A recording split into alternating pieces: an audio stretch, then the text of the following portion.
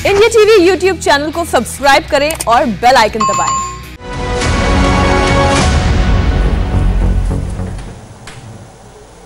भारत में corona virus का एक नया वेरिएंट सामने आया है जिसका नाम है एपी स्ट्रेन। एपी यानी आंध्र प्रदेश वेरिएंट।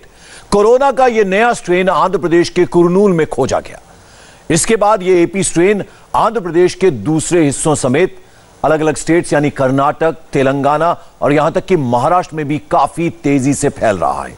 और ऐसा बताया जा रहा है कि यह वेरिएंट 15 गुना ज्यादा संक्रामक है, यानी जो वेरिएंट अभी तक था उससे कहीं ज्यादा खतरनाक है। एपी स्ट्रेन काफी तेजी से फैल रहा है, जैसे कि हम आपको लगातार बता रहे हैं। यानी एक हफ्ते तक का वक्त लगता था पहले के संक्रमण में, लेकिन अब ये 3 से 4 दिन में फैल जाता है। साथ ही साथ ज्यादा लोगों को संक्रमित भी कर रहा है। इस स्ट्रेन से संक्रमित लोग जो हैं, जैसा कि मैंने आपको बताया, 3 से 4 दिन में ही उनकी हालत बेहद गंभीर हो रही है। ऐसे मामले सामने आ रहे हैं इस स्ट्रेन को लेकर। भारत में इस समय कोरोना के 6 स्ट्रेन एक्टिव हैं, लेकिन एपी स्ट्रेन जिस तेजी से स्प्रेड हो रहा है उसे लेकर तमाम साइंटिस्ट, डॉक्टर्स, उनके सामने एक नई कठिनाई, एक नई मुश्किल खड़ी हो गई है। अब ऐसे में सवाल यह उठता है कि वैक्सीन लगा चुके लोगों को एपी स्ट्रेन कितना उस पर असर होता है, यानी 18+ के लोगों के लिए एपी स्ट्रेन कितना ज्यादा घातक है।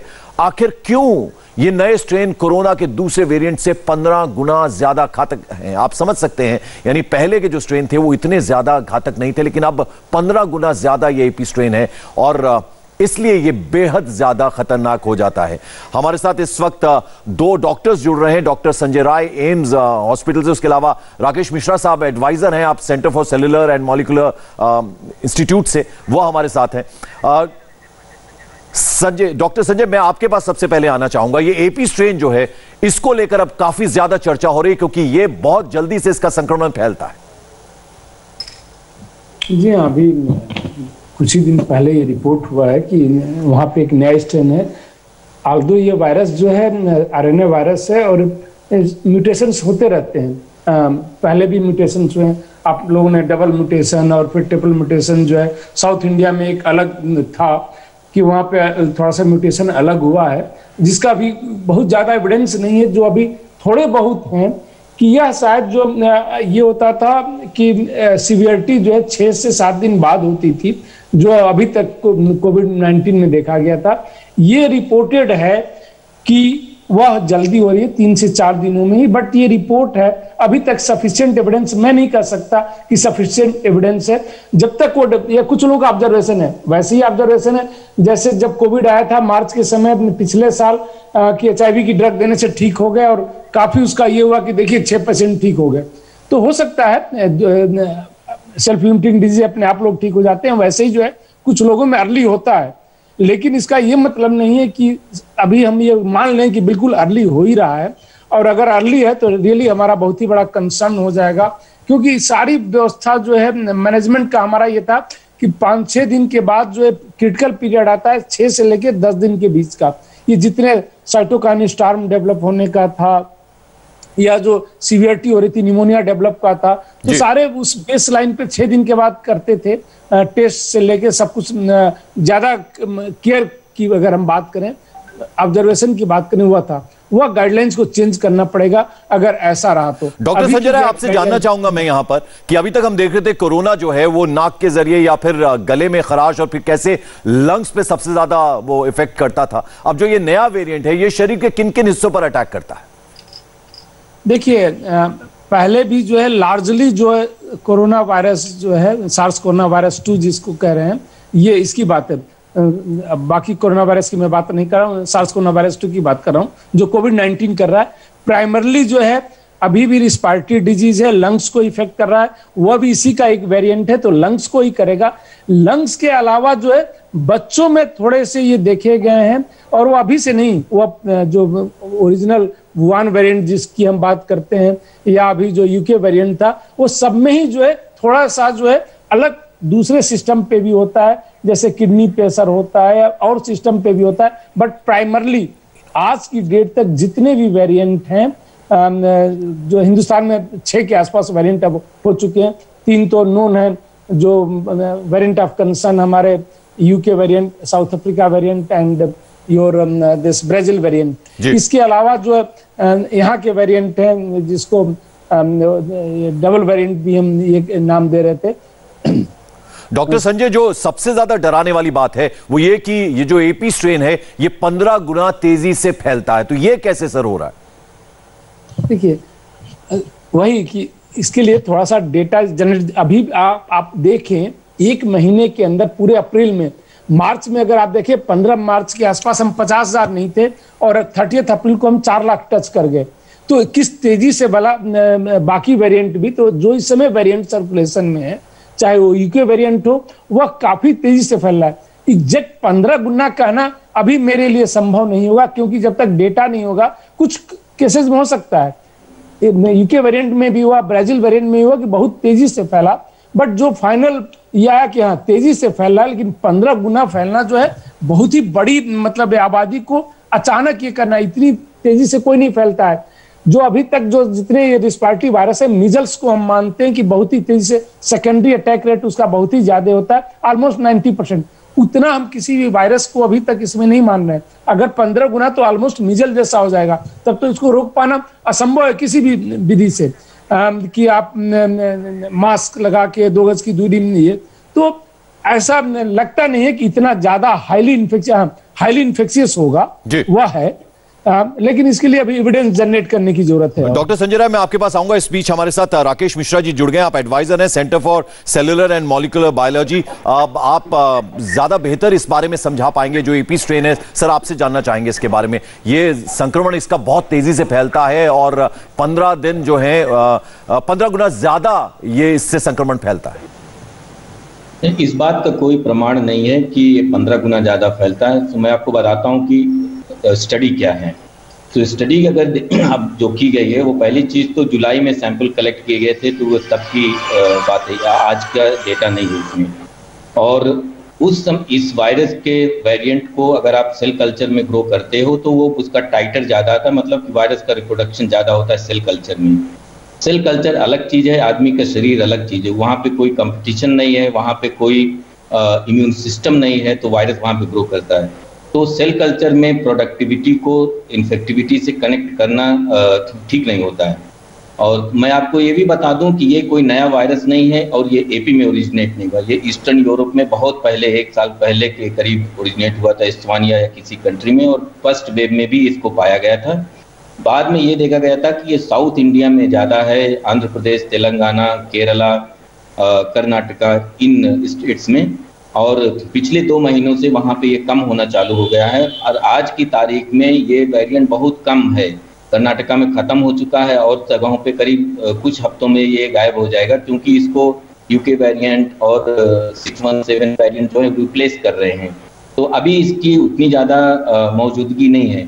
और आप जो बहुत सारे पेशेंट्स के बारे में जो डेटा इसको कनेक्ट कर रहे हैं, वो ज़्यादातर डेटा महाराष्ट्र या दिल्ली के हैं।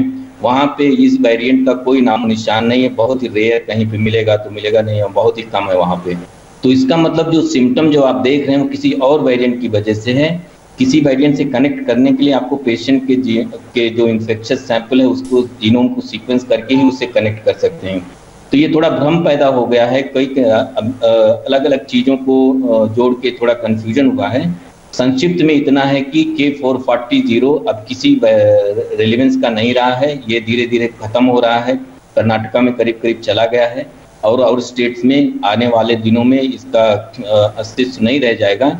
अब जो यूके वेरिएंट या डबल वेरिएंट जिसको हम B.1.617 बोलते हैं, वही ज़्यादा मौजूद हैं। और किसी भी वेरिएंट में आज तक ये नहीं पाया गया है कि डिजीज़ थोड़ा बढ़ी गई हो या मॉर्टेलिटी बढ़ गई हो। वो सब चीज़ें और चीज़ों के ऊपर डिपेंड करती हैं। आजकल तो मॉर्टेलिटी ज़्यादा हॉस्पिटल के क्राउडिंग इन सब की वजह से हो रही, वायरस की वजह से कम हो रही है। तो हमको इस नए वेरिएंट में 2 चीज़ें कि ये एपी वेरिएंट नहीं है, ये नया वेरिएंट नहीं है और इसका कोई थ्रेट नहीं है आज के दिन में। ये मैं आपको थोड़ा क्लियर करना चाहता हूँ। चलिए सर, बहुत राहत वाली बात आपने बताई है। राकेश जी, और जानना चाहेंगे कि अभी तक जो इसका ट्रेंड दिख रहा था, आप कह रहे हैं कि अब ये लोअर ट्रेंड इसका चलना शुरू हो गया है, यानी अब उतना बड़ा खतरा ये नहीं रह गया, लेकिन शरीर के किस बॉडी पार्ट पर ये सबसे ज्यादा इफेक्ट कर रहा था अभी तक?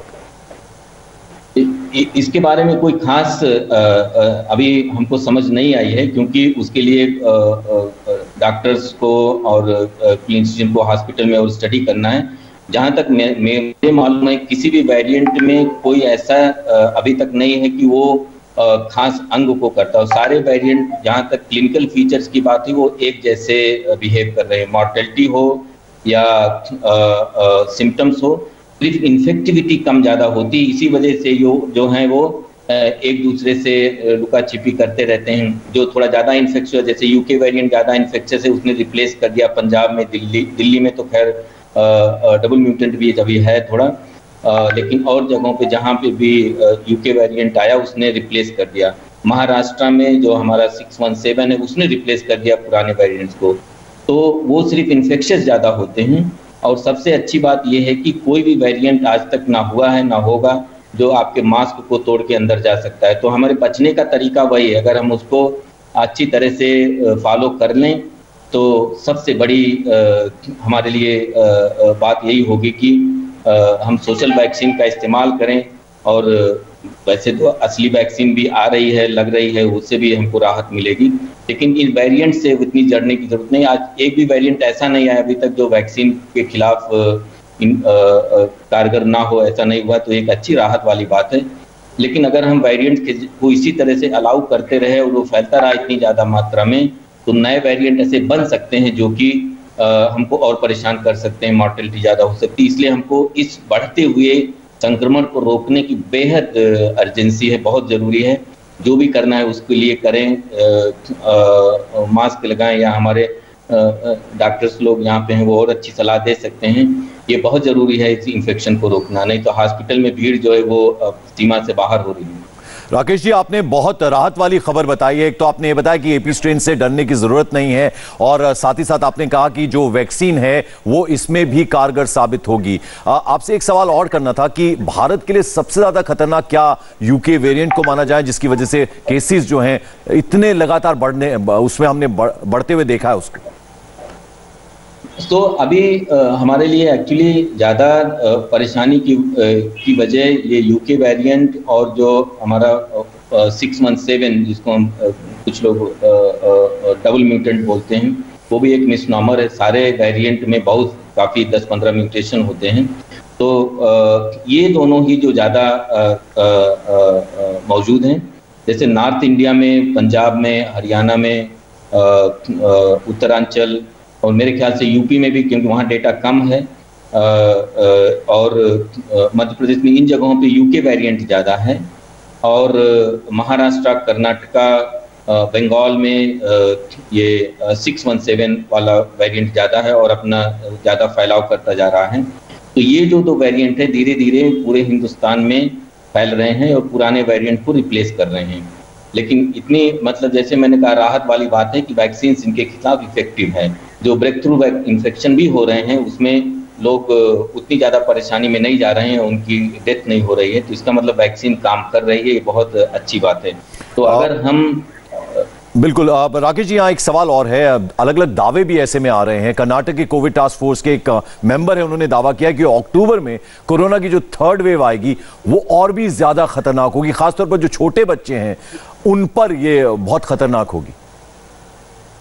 अब मुझे ये पता नहीं कि उन्होंने किस आधार पर ये कहा है। जहाँ तक मेरी समझ है, अभी हम सेकेंड वेव के बाहर एक्चुअली कुछ भी नहीं सोच सकते हैं, क्योंकि सेकेंड वेव के सारे प्रिडिक्शन गलत हो गए हैं जो भी कहे थे पहले। क्योंकि जो वेव्स होती हैं, इनकी जो प्रिडिक्शन होता है ये डिपेंड करता है कई चीज़ों पे। एक तो ह्यूमन बिहेवियर पे, दूसरे नए वेरिएंट्स पे। कोई प्रिडिक्ट नहीं कर सकता कि आगे क्या वेरिएंट आएगा, इसीलिए कुछ ना आए हमको वो करना है, इन्फेक्शन को रोकना है। अगर आप थर्ड वेव के बारे में प्रिडिक्ट कर रहे हैं तो आप एक मजाक जैसा कर रहे हैं। उसके लिए अभी कोई हमारे पास डेटा नहीं है कि हम थर्ड वेव के बारे में ज़्यादा बात कर सकें। अगर हमने इस सेकेंड वेव को पार किया, वैक्सीन उस समय हमारे पास और ज़्यादा लोगों में लगी और तब तक कोई ऐसा वेरिएंट खतरनाक नहीं निकल आया बदकिस्मती से, तो थर्ड वेव बहुत मिनिमम हो सकती है, बहुत मिनिस्क्यूल हो सकती है, फोर्थ वेव भी बहुत कम हो सकती है।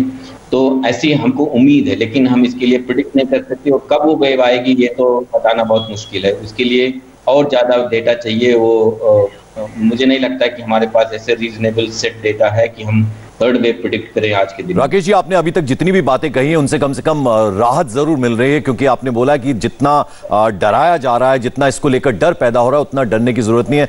हमारे साथ इस वक्त डॉक्टर समीर भाटी भी जुड़ रहे हैं। आप डायरेक्टर हैं स्टार इमेजिंग के। सर, बहुत बहुत स्वागत है आपका इंडिया टीवी पर। सर, ये जो यूके स्ट्रेन की बात हो रही है, एपी स्ट्रेन की बात, हालांकि राकेश जी से हमने उस पर क्लैरिटी ली, तो ये जो नए वैक्सीन आया है, कोवैक्सीन की बात करें, कोविशील्ड, ये दो तो अभी हिंदुस्तान में हैं ही, अभी स्पुतनिक भी आ गया है, तो क्या ये जो नए स्ट्रेन है इस पर भी असरदार होंगे? जी, इसमें सबसे महत्वपूर्ण बात जानने वाली ये है, जैसा अभी डॉक्टर संजय राय ने भी बताया कि जो भी नया म्यूटेंट है, पहले तो ये इंपॉर्टेंट है कि वायरस हमारा म्यूटेट तो करेगा ही करेगा, ठीक है, फर्स्ट थिंग। अब उसमें उसकी जो उसका क्लिनिकल सिग्निफिकेंस है, उसकी बायोलॉजिकल प्रॉपर्टीज है, वो स्टडी फिर होती है, उसमें थोड़ा समय लगता है। तो नया वायरस जैसे कुछ भी होता है और एकदम से बताया जाता है तो उसको लेके घबराने की जरूरत नहीं है।